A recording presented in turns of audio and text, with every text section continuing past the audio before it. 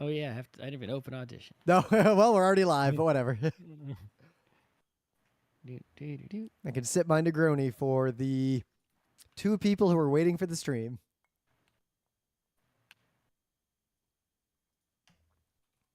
All right, now I push record. Oh, and in Midtown, I saw it didn't have any city bikes in it, but I saw one of the new docks that will charge the white bikes. Okay. I don't since I don't go and use the city bike as much as usual. I was using one. When was I using one? Like last week, I guess. I don't remember. I was in Manhattan trying to get one out, and I used my key, and it's like no, and I'm like, what the fuck? Uh-oh. And then I try to use the app, and it's like no, and I'm like, what the fuck? I'm like, this should just be working. I paid and everything. What the hell's going on? And I see someone else take one out, and I'm like, the dock ain't broken. Yep. It was one of those 2-layer docks, and I was trying to get the inside bike. I've done that a couple times, not paying attention. Yeah, just like, because I don't use those that often, right? I'm usually in Queens, and where there's only 1 layer. Yep. They have one of the biggest ones in the whole system is now by Grand Central. It's like dual layer, and it's like half a block, and it's always full. Yeah. I won't make that mistake again. Soon. All right. It's Monday, May 20th, 2024. I'm Rim. I'm Scott. And this is Geek Nights. Tonight we are talking about markup languages like Markdown. So, Stanley Cup playoffs are going. My bracket's doing pretty well. I have aspirationally hoped that the Rangers win because I feel like people don't often make a bracket unless they want their team to win and their team has even the tiniest plausible chance of winning. But my bracket's 64% correct so far, so I'm doing okay. I mean, I have all the teams I've chosen have been correct to this point, except I had the Leafs going into the second round and then losing. I had way more faith in a few teams than I should have. Looking at you, Winnipeg.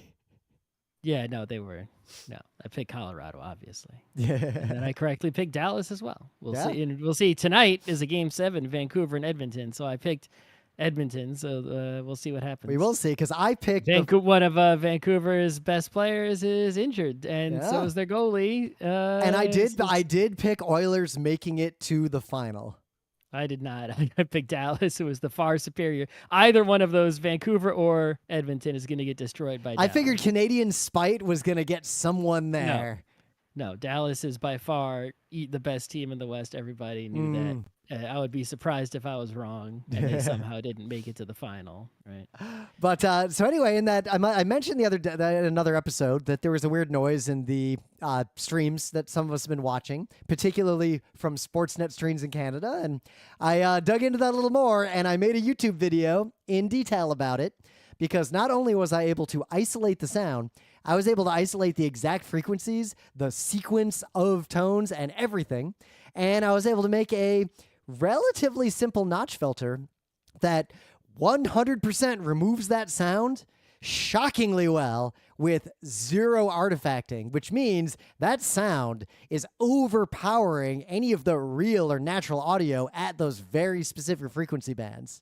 Yeah, and it is to decode the digital data in that sound. So I did take an effort into seeing if there was something I could decode there, but I'm not a SIGINT expert or a signals expert. I don't know much beyond what I learned at RIT about Manchester encoding or whatever. It's probably just you've got to break it apart with an FFT or something. And that's probably some encoding scheme. I mean, I did break it apart with an FFT. I know that. But so what I can say is it appears there's no modulation other than there are 5 or 6 spikes, and it rotates through them spiking at different times, but there does not appear to be any data encoded other than there is a spike or not a spike at a given time. There isn't a pulse. I wonder what would happen if you took it and ran it through a modem.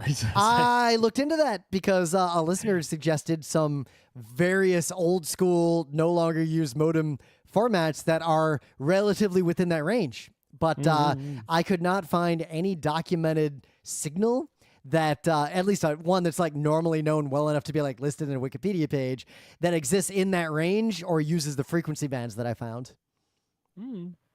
But I'm very satisfied that I posted this video around, and all the comments are people who were like, "Oh my fucking god, it's real!" Like, I'm really curious if people with cable who are paying for legit cable television in Canada are hearing it as well, or just criminals who are. It appears to be in both the legal and the dubious online streams. I know that. Those for sure. right, but those are I'm talking about the cable television, not the online. Yeah. Not, right, there's a legal online stream that people then restream. Right. So a couple people said they don't hear it if they watch cable directly in Canada, but some other people said they hear it if they listen to the legal radio broadcasts from the same network, and it's the same radio sound. broadcast. Wow. Yeah, on the terrestrial radio. Yes, but I have Canada? not verified that.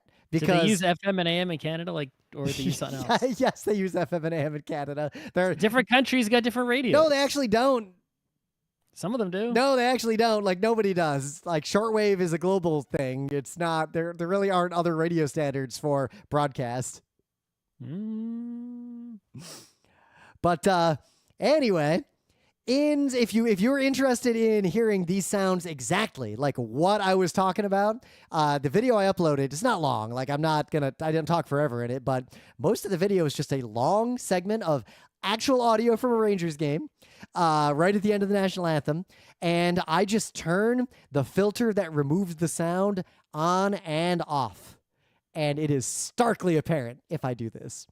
Oh yeah, that'll make it obvious. So in the news, you may remember a while back, a cargo ship extremely fucked up Port of Baltimore, one of the most important ports in the entire world. By doing an accidental terrorism and smashing a bridge that was actually in use frequently. Yep. You know, for as much as people worry about what if a terrorist uses a truck to crash, non-terrorist trucks kill people at such a high rate that if we could save more lives by making traffic work better or banning cars than we could by doing most other things we could possibly do as humans.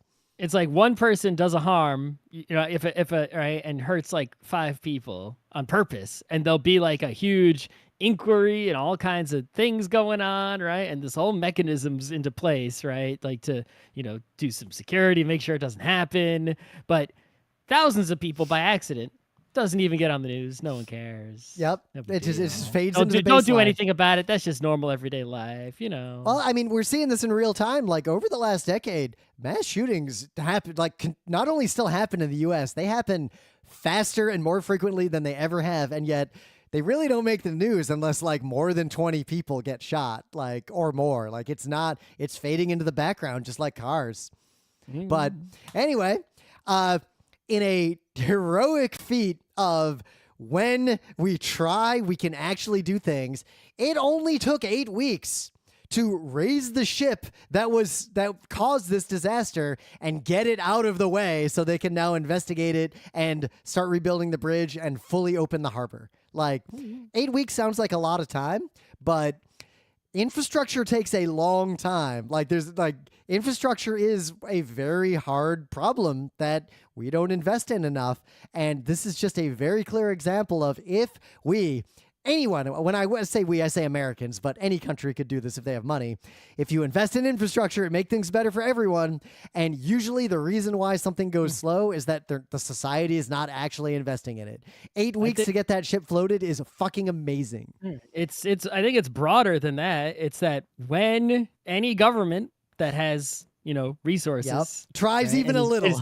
A functioning government of some kind. It can't be some, fiasco government, right? With some dictator in it, right? But anytime a legitimate functioning government of any kind decides to invest in a thing, that thing happens and succeeds. Pretty much almost all the time. The U.S. was like, we're going to put a pier in Gaza. It's there. Food's being delivered right now over that pier. The U.S. was like, we got to embarrass the Soviets. We're going to put a dude on the moon. It fucking happened before we were born. As long as you have political will plus money and things that makes things happen, right? We've seen it time and time again.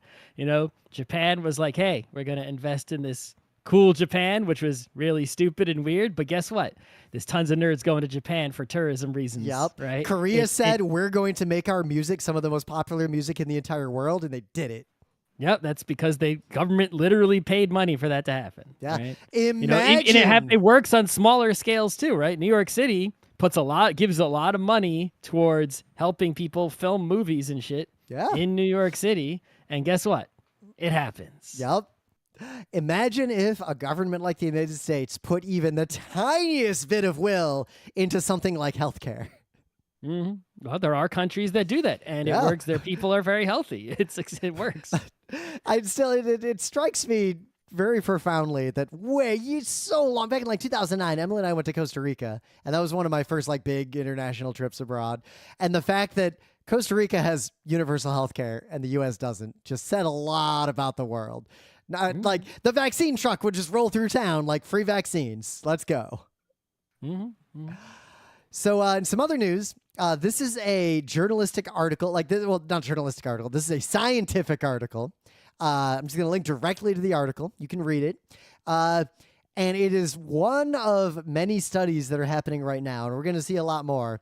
And these studies are not focused on like how AIs and machine learning and large language models are going to be used. It's not focused on like their capabilities. It's focused on, regardless of what they are, what observable impact do they have on the world around them, which is a very important kind of study. Just like, what does the internet do to people, good or bad? What does advertising do to people? So what does generative AI, even if it's in its current form, do? Is there a measurable impact other than just looking at the uses of it itself? I guess it depends which AI it is and what it was trained on and how the person uses it. Yeah. It's not a thing like, advertisements where you're showing the same ad to people and it's reproducible in that way, right? It's like, what prompts are you using against which AIs, right? It's like someone who's doing those criminal porn generators is going to be quite different than somebody who's asking tech questions and hoping that the results are better than Google. Yep. But if you zoom out and do a more abstract study of, and what this study basically did, this one specifically, they looked at traffic in basically Stack Overflows, like engagement, questions posted, answers, hits per day, all that kind of stuff. And they compared it to Reddit just as two baselines. And then they charted that against the proliferation of machine learning models available to the public. And what they found is that as these models were made available and became more common, Stack Overflow has had a rapid drop in engagement and posts, answers, and questions, and Reddit has not. And then they dug into the details of the data to figure out how much of this is correlation or causation, what could be going on here. It's because the audience of Stack Overflow are tech people who are adapting new technologies faster. It actually makes some pretty significant observations a little deeper than that around how in both communities, people who have newer accounts are less likely to return to those communities since GPT and things like it appeared. Like there's a lot of very specific observations here, and there's a sort of broad potential story that's going to need further study around the idea that the models that answer questions remove the incentive for people to ask or answer questions online, which is good in one way, but it's bad in another way in that the only reason the models work is because they look at all these data sources of 1,000 stupid people asking the same stupid question in 1,000 different places and all the humans fighting over the answers to come up with the real answer. And if the humans don't generate that mass of data, the models can't answer questions. So the models could destroy their own sources of data. That's fine. The thing that grinds my gears lately in a lot of internet communities of all kinds are not people asking questions that like have been answered already. Yeah. Right? It's like, or questions you could just Google the answer, right? It's like, that's always been a thing. There's a new thing, at least I guess it's not new, but it's been happening more in my eyes recently, right? And bothering me more. It could just be perception probably, but it's people asking a question that no one could possibly know the answer to, right? For example, right? Going into like a Nintendo community and saying, hey, when does this game that has no officially announced release date, what is the release date of that game? And it's like, what, you think someone here like fucking works for Nintendo and is going to spill the beans and ruin their NDA and get fired? Like, we don't fucking know. Nobody knows. If you pay attention to the news, then you'll know as soon as everyone else knows. If you ask here, nobody knows because it's not announced yet. One thing I could say, though, like, is that a lot of what is times wrong with people you? don't know if something is announced or not, partly because I have found, total aside, it is increasingly hard to search for press releases other than going directly to specific companies and looking at their media space. So if I'm looking for that kind of information for things that aren't like Nintendo, it's actually surprisingly hard to find consensus or to know what is public or not public information. Another example recently, right, in the hockey world, right? It's like, the Rangers win a game, which means there's going to be a new round of games. People immediately ask, like, hey, what's the schedule for the next round? It's like, nobody here knows that. We're going to know at the same time when they officially announce they it don't on know. all their media They channels. don't know when or how that's announced. All they know is they Googled for when is the Rangers game, and they didn't find an answer. Then that means nobody knows. Think about it. How does these things get decided, right? It's like there's no thought that goes into like, how does the schedule decided? Right? It's like, and then like a couple hours later, the official people post it on all their channels, on their email newsletters, on their social medias, on their website. It's like, here it is. Everyone knows it now at the same time because it was officially announced. I think what you're discounting here is the fact that most people are not just doing their normal life, and then they just go on their phone out of nowhere and they decide, hey, Google, when's the next Rangers game? And if they don't get an answer, they're like, that's weird. Why isn't there an answer? I'll ask my friends. Yeah. I want to make an internet community where you can ask questions, ask all the questions you want. But if your question is answerable by searching, or you ask any question that cannot be answered, you're banned. And that way, the only people in there are the intelligent question askers who actually ask questions that can be answered, but aren't currently answered or aren't answered satisfactorily anywhere. I'm sure the one person who survives that process will love Is me. that kid. That is me. That's just the inside of Scott's brain. That's right. The thing that's actually grinding my gears lately is more that I've gotten a new appreciation for the way humans answer questions in one very specific way in online communities that the internet's starting to lose. And I think this is part of why machine learning algorithms are increasingly giving fucking insane answers, like the one that was making the rounds today, where I forget what LLM answered this question in public, but when someone asked, what do you do about kidney stones? It basically said, drink gallons of urine. But what? Yeah, it conflated, it hallucinated and conflated all the words about kidney stones, and it ended up saying, yes, drink lots of urine to get rid of your kidney stone. That's what you do. Yeah. Why you search it? You shouldn't. That's something you'd like. You shouldn't be even searching for. You should just go to doctor. But how do you even know you have a kidney stone unless you went to a doctor? In which case, the doctor would have told you what to do. And then why do you need to search? But whereas in the past, if you Google for stuff like that, you'd basically find WebMD, and WebMD would both say, well, you've definitely got rare incurable cancer, but also you should talk to your doctor and not trust us. And now the results you get back are all AI churn, to the point that I don't think people who aren't very aware of how the internet is starting to inshitify, I don't think they understand that almost everything that comes back. It's only been a decade or two.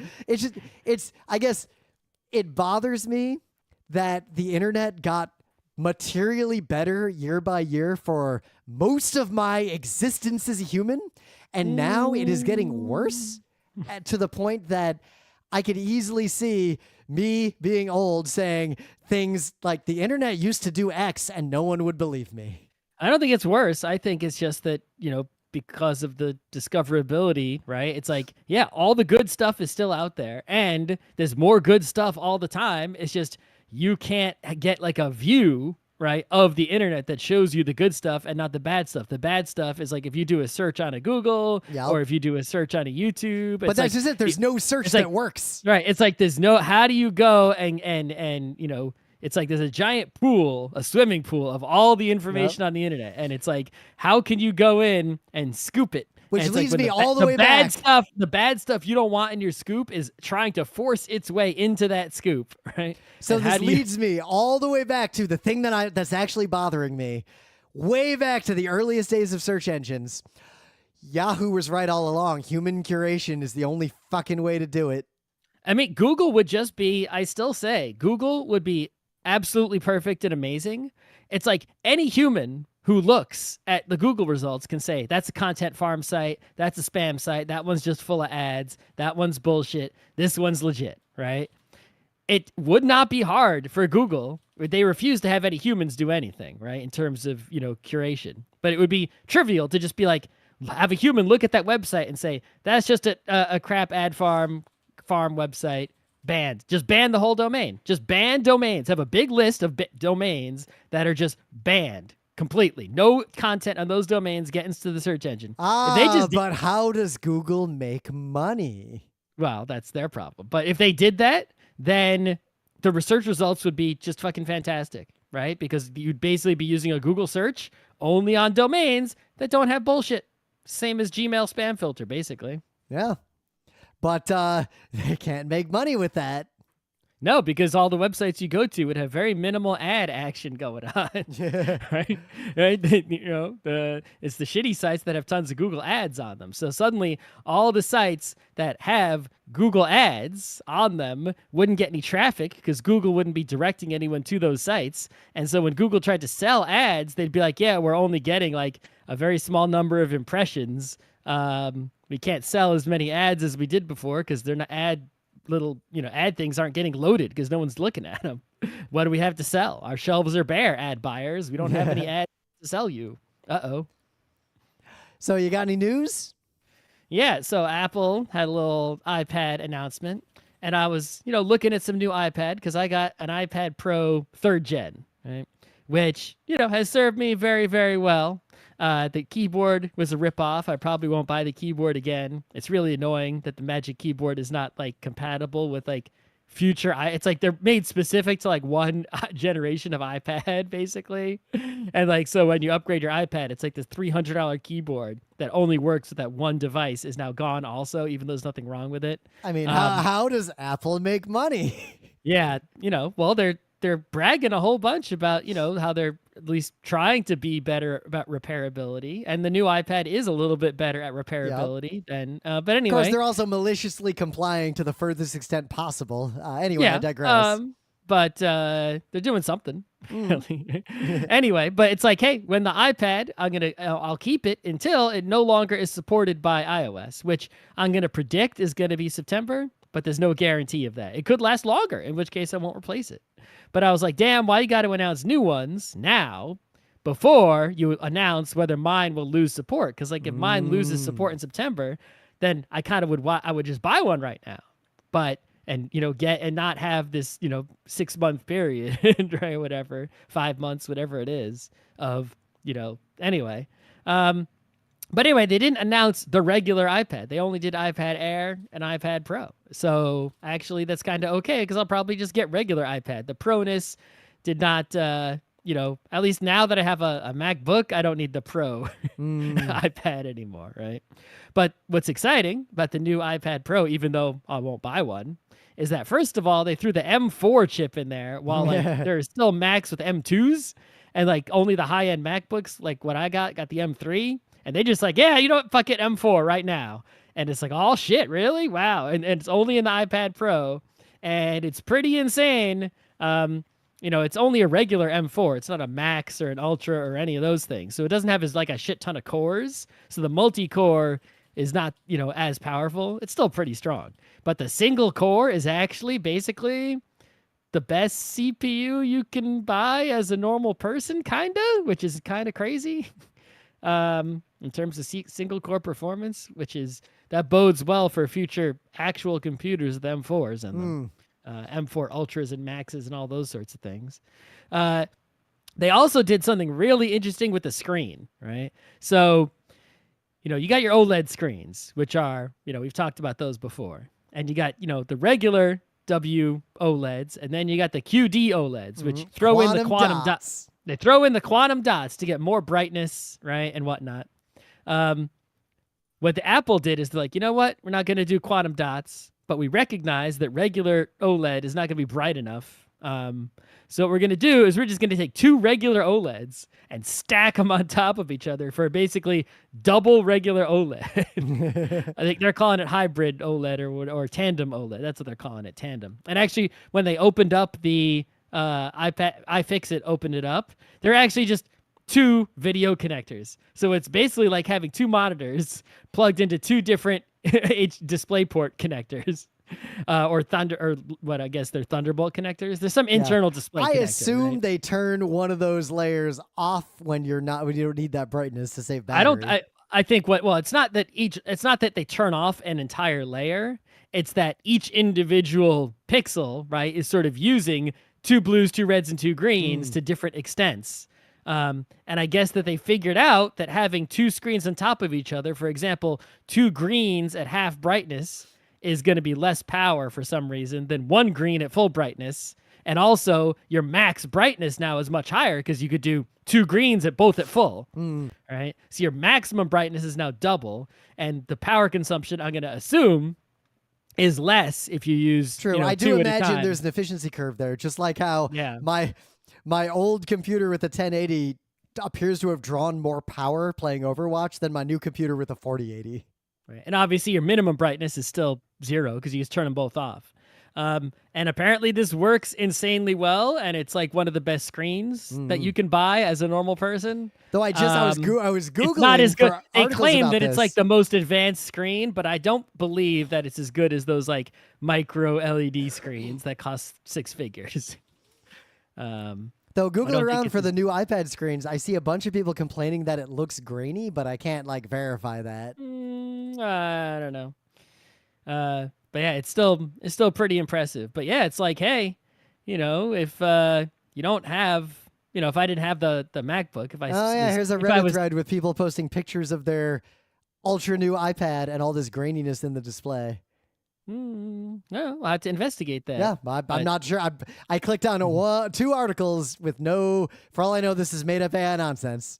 Yeah, I mean, that seems to always happen. For example, all right, the other thing about this iPad, the last thing that's worth discussing is how thin it is. It is iPod Nano thin. It is like insane thinness, right? And so, of course, there's like a whole bend break gate. People like, oh no, it's flimsy. It has like inside, there's like a reinforcement bar down the middle, so that, to help it stay, because it is really insanely thin. Yeah. Which I love. And there's also rumors now that they're going to make an insanely thin iPhone, which, hey, if you're not going to make it smaller in the other dimensions, at least make it smaller in that dimension. I'll take it.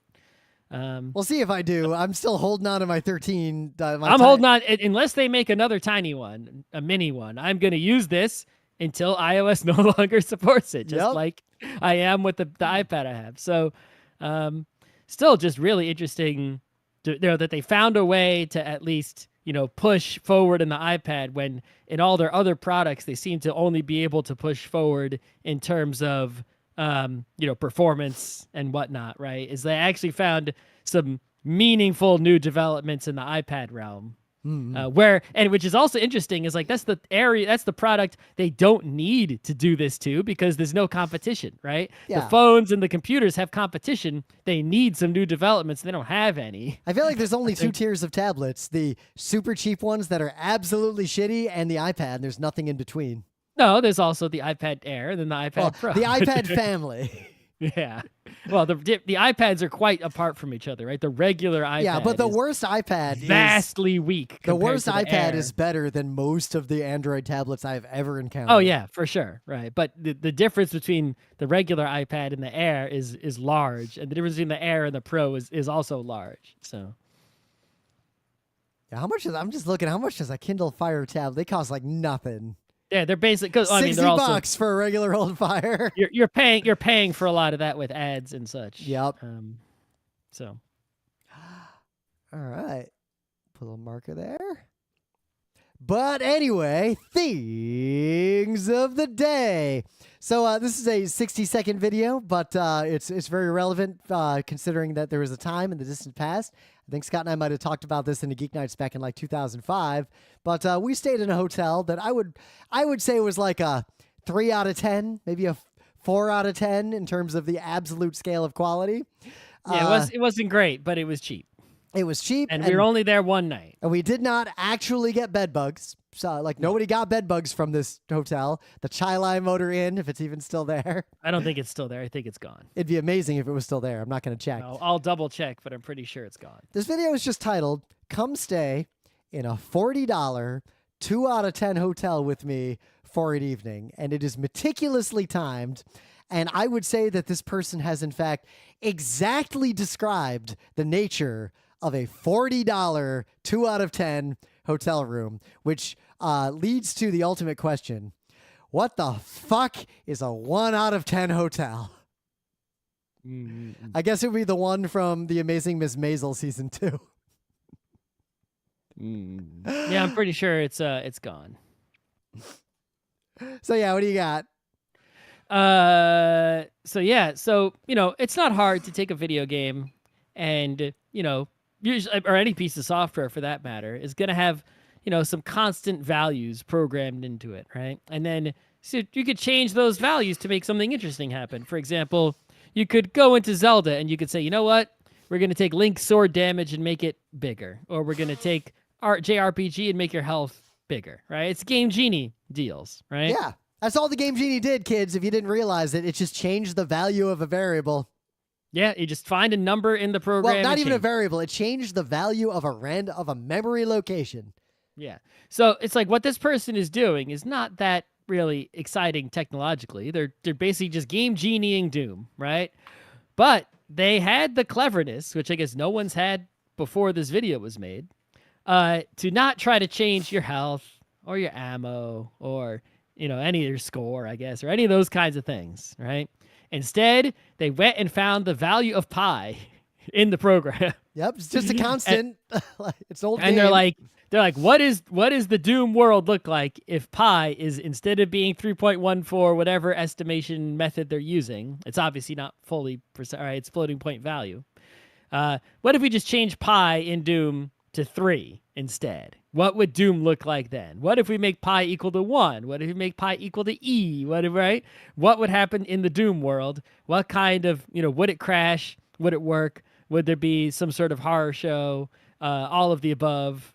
And that's a lot of fun. Just pretty hard to play. Doom looks like. And you got to think, it's like, what would the real world look like that if pi was if pi was E? I am just shocked that this worked at all, and this video is actually kind of amazing. Yeah. But so in terms of what would it do to the real world, I actually have some thoughts on that because I spent a lot of time watching physics and quantum physics videos for the last 3 years. That's kind of a rabbit hole I went down during COVID. And one theory about pi itself is that it is a continuous value because there's no such thing as a curve in the actual universe. So pi has arbitrary precision solely because if you zoom in forever, there will always be a smaller straight line rather than a curve. There's no such thing as a continuous function anywhere in the universe. That's just math. Well, yeah, I mean, if you're standing on, I guess imagine if you're a flat person standing on a 2-dimensional circle. If the circle's big enough and you're small enough, it just looks like everything's flat, which is why you get flat earthers. Yep, which also leads to a thing that I'm going to use for the future where a novel topology was discovered that breaks a very important assumption about topology that is kind of a big deal, where you can't necessarily understand much about a surface based on really any observations you make about that surface from that surface, which really sucks considering the only way we can query the universe is from the universe. But that's a topic for another time. That makes sense. In the meta moment, the GeekNights book club book was The Night is Short, Walk On Girl. We did the episode. It's done. Do things. I have 2 choices for you. I decided to go with 2 extremely radically different kinds of choices. So there is no common theme whatsoever. It's No just two common books Grim theme. wants to pick. No comment. I cannot even make up a way to tie these two properties together in There's any not way. one point of data, similar time period published, or They are not the authors. The opposites. authors have a letter in their name in common. So I'm going to speak to one of them first, and then I'll speak to the other one. There's no universe. Well, you'll guess what the other one is. That's how things go. You can't talk about two at once. So you're going to have to do one and then the other. Yeah. I could interleave it like word by word. That would be interesting. Good. If you could do that, that'd be impressive. The first choice is some number of the Moomin books. Like, they're famous, they're important, they're great. They're also really short, so I feel like we should do a few of them. I was thinking of doing like the first You're talking two. about like the novels and not comics? Yeah, or The what? Moomins and the Great Flood, Comet in Moominland, Finn Family Moomin Troll, Memoirs of Moomin Papa. All right. We'll pick like 3 or 4 of them because some of them are really short, and just make that the book club.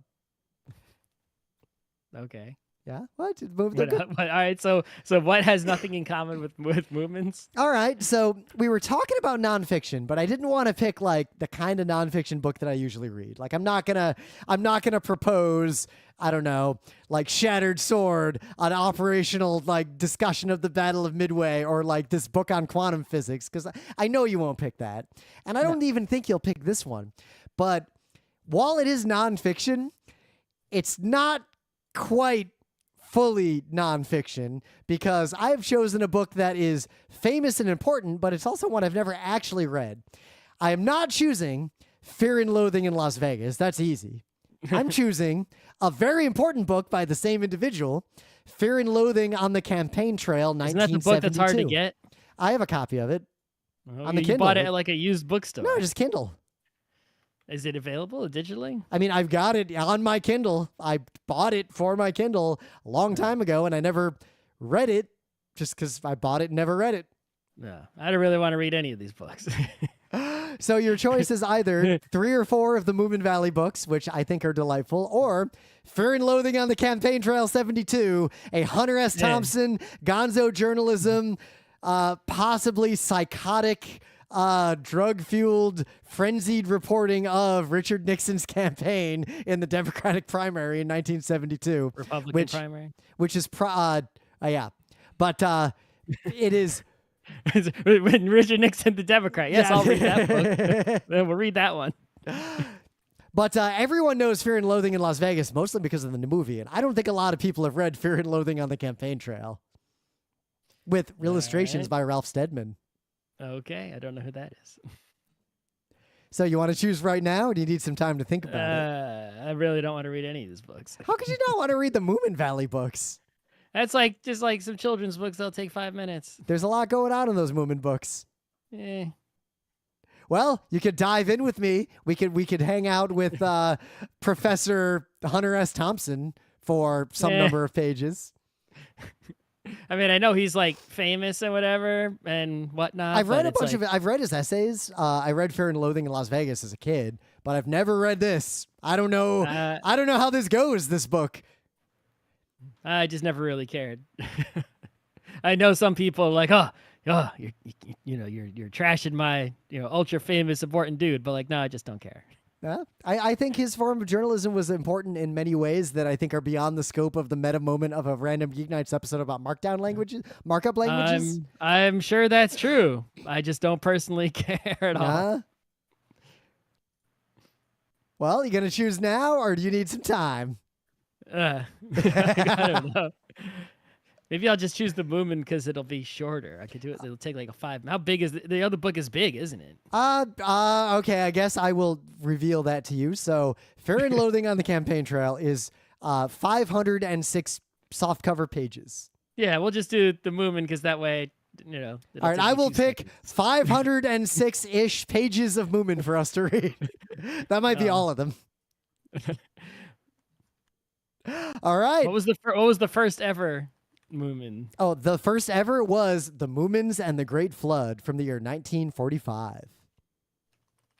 And it's a novel? I thought they were all comics. No, a few of them are illustrated books, and a few of them are just books with a scattering of illustrations. I guess I'll get them from the library. These All books right. for 6-year-olds. We're doing the Moomins. Sorry, Hunter. Maybe next time I'll have to pick a Hunter S. Thompson book versus Foucault's Pendulum. Well, I'll just take the pendulum.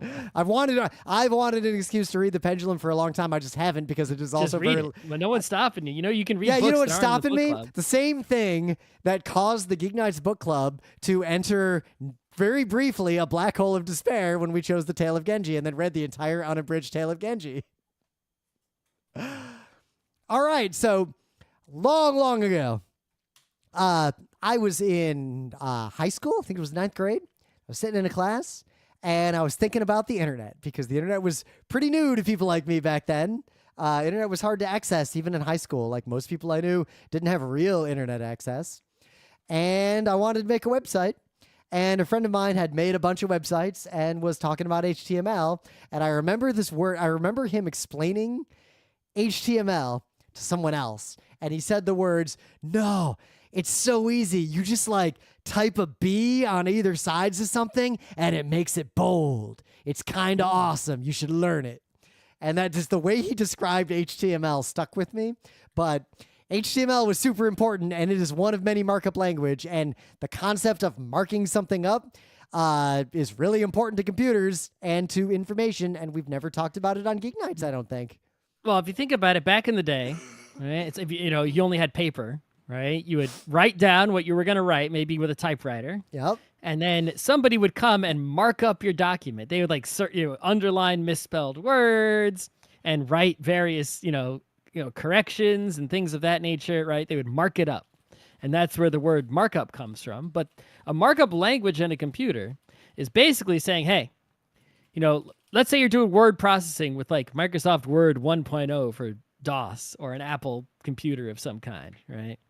And you make some, you write some text, but then there's this other stuff besides your text. Where are the margins? Mm-hmm. How big are they? How much spacing is there? What font are you using? What is this bold? Is it italics? Is it superscript? Is it subscript? Right? There's extra information around the text that controls whether its style, its display, but also could be indicating sort of meta information about its content, right? Mm-hmm. It could be like headers that are like, hey, this is paragraph 1. This header goes with this text. This is an address, right? This is a link that can be clicked on. And back in the day, if you used a word processor, the word processor saved files in a binary, in a proprietary, usually proprietary format like doc files or WordPerfect files, and they would have a custom, proprietary, and arbitrary binary encoding of how they would tell Microsoft Word how to display the text, how to print it, and all that.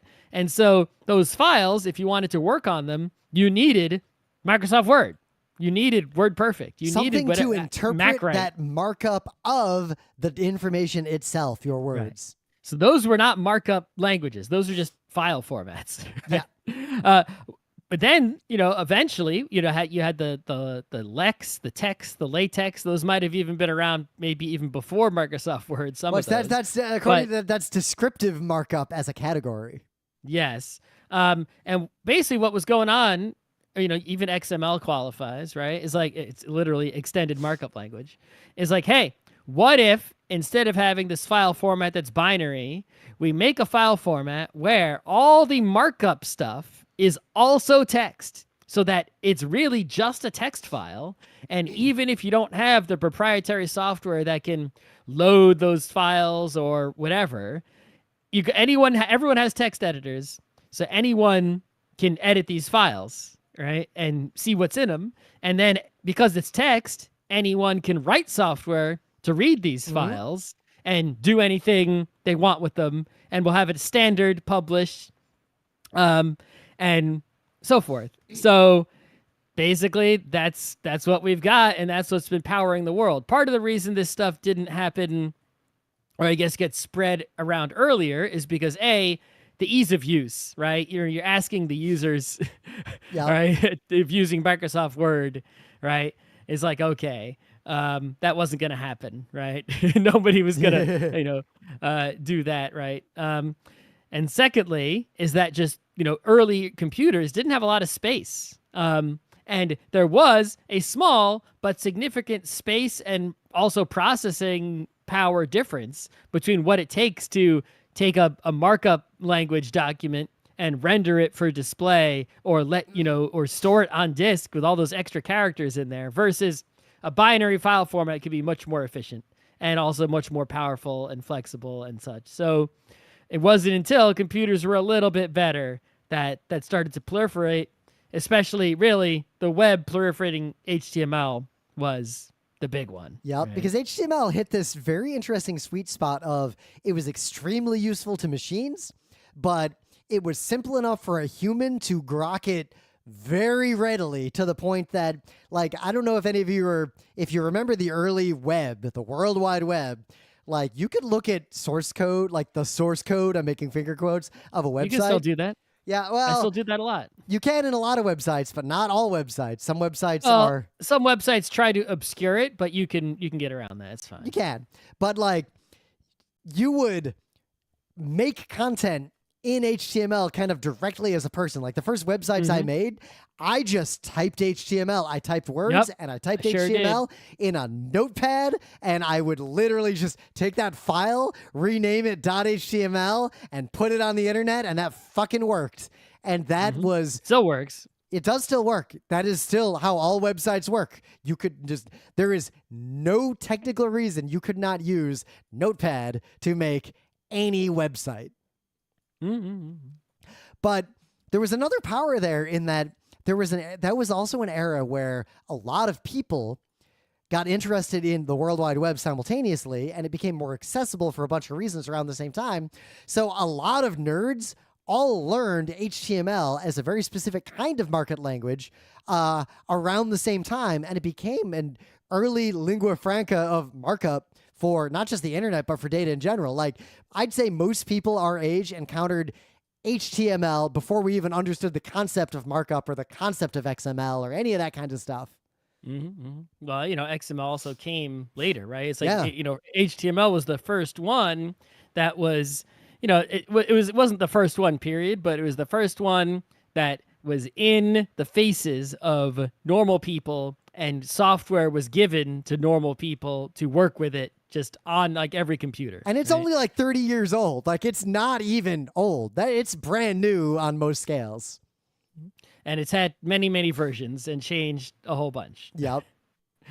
But yeah, so, the thing with HTML even, despite it being very useful and widely spread, is that writing it by hand kind of sucks, right? Yep. It's not too bad, especially if you have an editor that helps you out with a lot of, like automatically closing tags and things like that, but it's not the greatest, right? It's like, if you go and, write an essay, right? You're just typing all the text of the essay in a text file only.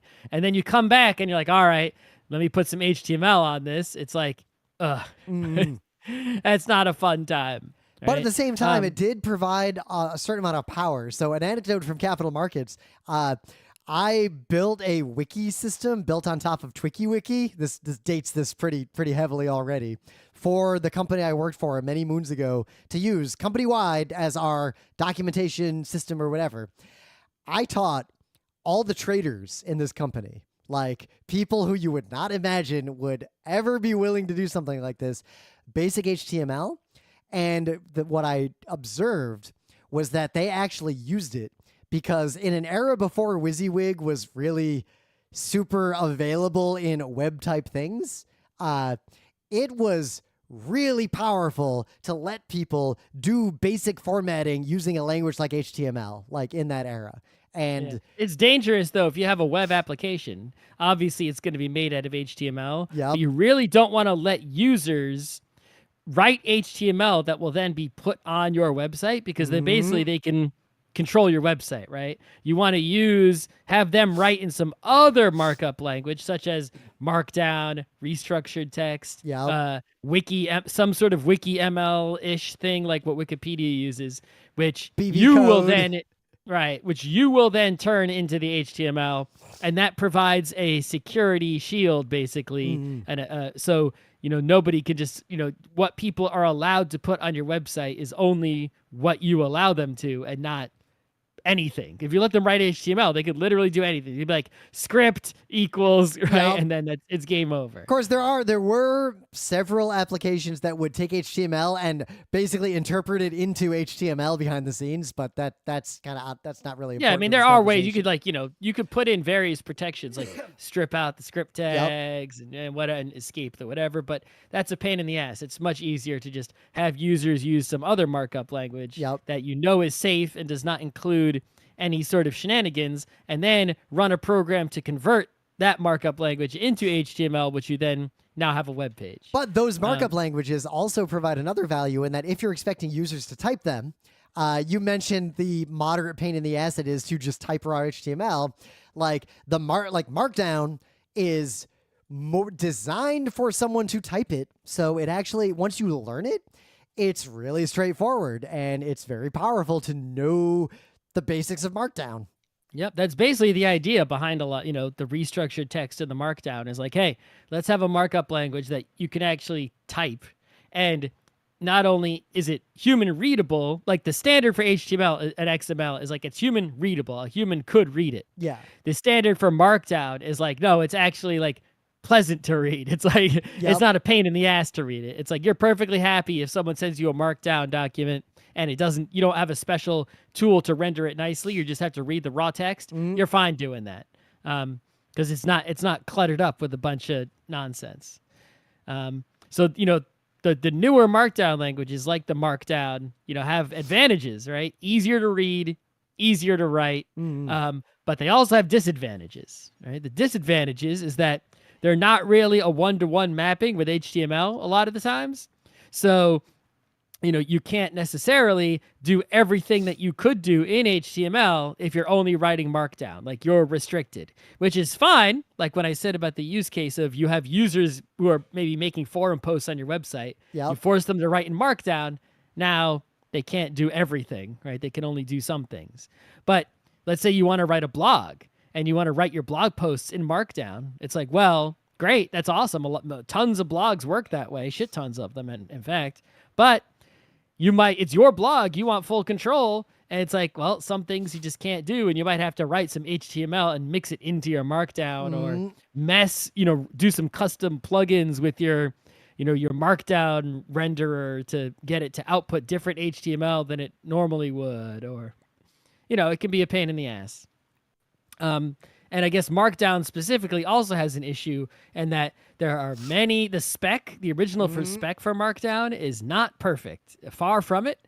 And there are many different competing standards and arguments about like who is the real Markdown. Yep. This is a very big annoyance for me in that for most of my life on the internet, if I wanted to mark up a document or mark up a forum post or anything, I would just type HTML because that's what everything used if they used anything.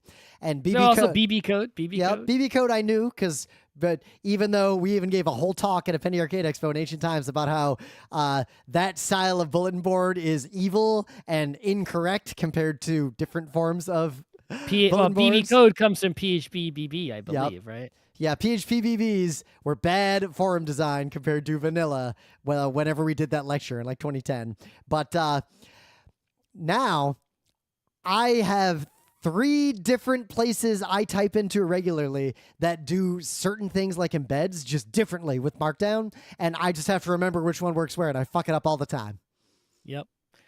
But yeah, this common mark, which I think but it's like it's still not universal. And then like you've got like slight variations, like even on like there's like GitHub flavored Markdown, right, and things of that nature. It's like on different websites are gonna have different parts that work and parts that don't. It's just really it's kind of a mess. But I guess there's no fixing it, right? They kind of fudge that one up. Yep. And it's not like you could come in with a new Markdown language and clean all the others away. It'll just be that XKCD comic where it's like, there's all these competing standards, all of which are flawed. I know. My solution is a new standard. It's like there are now 11 competing standards. That's what'll happen if you try to make another one. And that is what has happened several times with Markdown. That's why there are so many of them. But there's also... on one hand, there's an argument out there. This is a common conversation in certain circles around does it even matter? Because in the end, shouldn't everything just give you a WYSIWYG like direct editor with the UI around it? And there's arguments to be made in both directions. But one thing I've noticed that I think is important to people who interact heavily via text in environments that tend to use Markdown, I find that it is just faster to type something like Markdown than it is to use any amount of WYSIWYG. Like adding a link to something absolutely is materially faster using Markdown, where I just put two brackets and then I put two more and I put two parens and I put my content in there and I just go, versus highlighting my text, clicking on something to say add link, and then pasting the URL. That just takes longer. So I think, I mean, well, that has nothing to do with, I guess it sort of has something to do with Markdown languages, but it's like, computer mice, right, are about friendliness, right, in terms of a GUI. You can see your options, and you can find the option and click on it, right? Keyboards are not user-friendly, right, because there are no visible, right? It's like you can't fill up the screen with like a keyboard shortcut reference for someone to look at. And then even if you did, they would have to look at the reference, then look at the keyboard, right? And sort of make this like triple connection, right? For a keyboard to be efficient, the user has to know what to press, not just in their conscious memory, but in their muscle memory, right? Where it's like they don't even think about it, it just happens. And which means they need to know things from some source, studying, practicing, learning, repetition. You have to learn the Markdown language somewhere, somehow. But once you do, if you do that and you use a keyboard, right, you gain the efficiency of your screen isn't cluttered. It's just a big open area to type. And you gain the efficiency of you can just don't have to look at the keyboard. You don't have to move your hand over to a mouse and spend time when the mouse is moving. You could just fly, right? And so, Microsoft Word, you could learn all the keyboard shortcuts and operate it completely via keyboard. But because of the way it works, there's many operations that are not, they're expecting you to use a mouse. So it's like, if you want to select some text and make it bold, could you do that with the keyboard? Yes. But hit Control B, type your text, hit Control B again. Right. It's like hold Shift and Alt and use the arrow keys to highlight the text you want, then press Control B, right? It's like, sure, that works, but that's probably faster to use the mouse. They haven't optimized that user interface for the keyboard because their mouse is expected. Whereas a text editor, the keyboard is expected and mouse is the outlier, right? And then you get something like VI where the entire interface is the keyboard, and that is crazy fast and powerful if you type a lot, but it is inscrutable to beginners, and like I know people struggle with that kind of interface. But the point is that a Markdown language in combination with a keyboard-only text editor gives you the efficiency of just like typing in Notepad and not having to deal with the BS of a word processor, but it's combined with some amount of power to mark up your text either for style and or content. Right? So you can sort of get the best of both worlds, and that's what computer professional people tend to do. Yep. So, and I think they're here to stay because that power has outlasted many generations of how people type into blogs and forums and posts and things like that on the internet. Well, I think, the one thing that's sort of hurting the Markdown languages these days is people with phones and tablets, right? Even if you've got Markdown, it's like writing Markdown with a phone keyboard is really unpleasant. I mean, I won't, other than like Discord chats or text messages, like I'm not typing into a forum or really anything on my phone other than a light social media post. I mean, that's even that is sort of a pain, right? It's like if you're on Discord, let's say, and you want to paste in, even if you let's say you copy paste some source code, and you want to paste it into a Discord message on your phone, you have to type the 3 backticks first. Yep. Backtick's not easy to type quickly. Typing 3 backticks on a phone, that's just terrible, right? But so with a keyboard, thinking the idea, type 3 backticks just happens, and I don't even know how my hand moved. It's so automatic.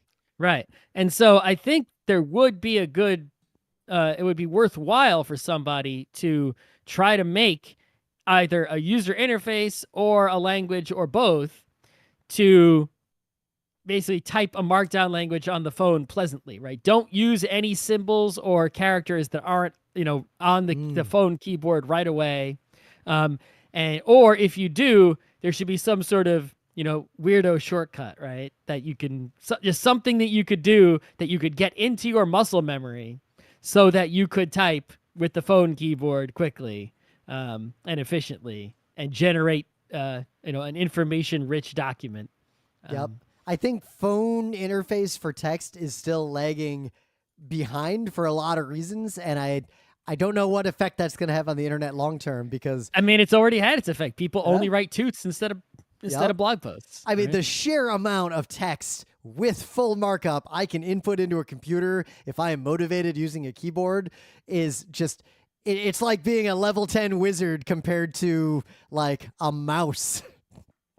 I mean, I think this is what you see a lot is like when people like me, who mostly use a computer, keyboard warrior, most of the time I'm on doing things on the web, is I'll write a lot, right? Is I'll have like a comment and I'm like, bam, big comment. And you see other people with these tiny comments and it's like, it's like, is that person, like, why are they typing so small? It's like, because they're on a phone. That's why. It's not because they're a dum-dum but or thus the they phone don't have is enough to limiting say. their human expression and engagement with the conversation.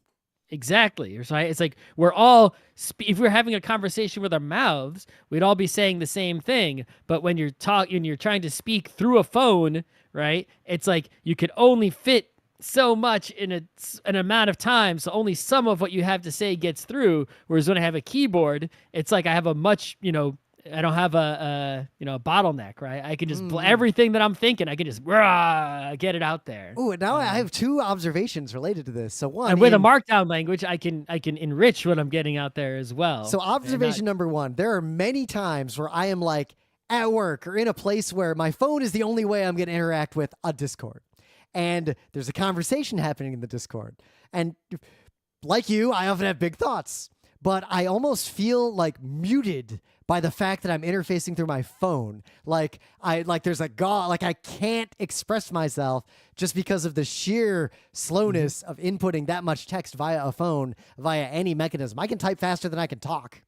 But at the same time, the other observation I have is in multiple Discords, I have found the people who can type quickly tend to completely dominate any serious conversation compared to the people who are on their phones. Absolutely. And a lot of times you think, on the one hand, I'm like conscious of it. It's like, am I talking and typing too much? Right. Yep. Or is it just because I'm a keyboard person? Yep. Because right? It's like if they had the keyboard, would they be, is it because I'm, it's like if we were in a conversation in an actual room with people, am I the guy who doesn't shut up and is too loud and whatever? Maybe, you're talking normal speed and everyone else is like talking through a filter at a distance. Right. It's, I think it's both is definitely happening, right? I'm the kind of person who's talking too much, but also I have a keyboard. Yep. The keyboard is a terrible power, but I see it. It really limits how people can express themselves online, and I think that's going to shape internet culture over the next decade. It has shaped. Oh, I know. I think we're not talking about some going to shape. This has already been done. I think it's going to shape it a lot more as people like us eventually die and nobody knows how to type. I don't know. I don't know how much people know how to type now versus before. I haven't looked into that. Yeah, I haven't looked into that either. And or also just the sheer percentage of people I know, which is higher now than it was even a decade ago, who only have a phone. Like I know people who are technical in my profession, like as technical as me, who do not have any computers or laptops at home. Not one. They only have phones and tablets. Yeah. Yeah. But the point is that typing and Markdown languages, right, go hand in hand, right? Yep. The reason a Markdown language is powerful is not just that you have text that has been enriched with extra information that is human readable and machine readable, but also because humans can generate it, right? If you remove that component, then a lot of the advantage of the Markdown language is diminished, right? Because if you can't generate it quickly, right, with your little phone keyboard, you're better off using like Apple Notes or something, which is not saving in a Markdown language at all, right? And once you're doing that, it's like, well, you might as well share it and have the app load it like it's word processor days again. Yep, but then you're dependent on that application. That's how you Or get Dune. people just take screenshots these days, right? Yeah, it is fascinating. Which then you lose even more then, right? You can't, So it is fascinating, the sheer number of screenshots of text that I encounter in my daily life, and it's only growing. And I think that anti-pattern says a lot about a lot of things, but we've gone on for longer than a typical Geek Night, so I think we should stop here. Yeah. All right.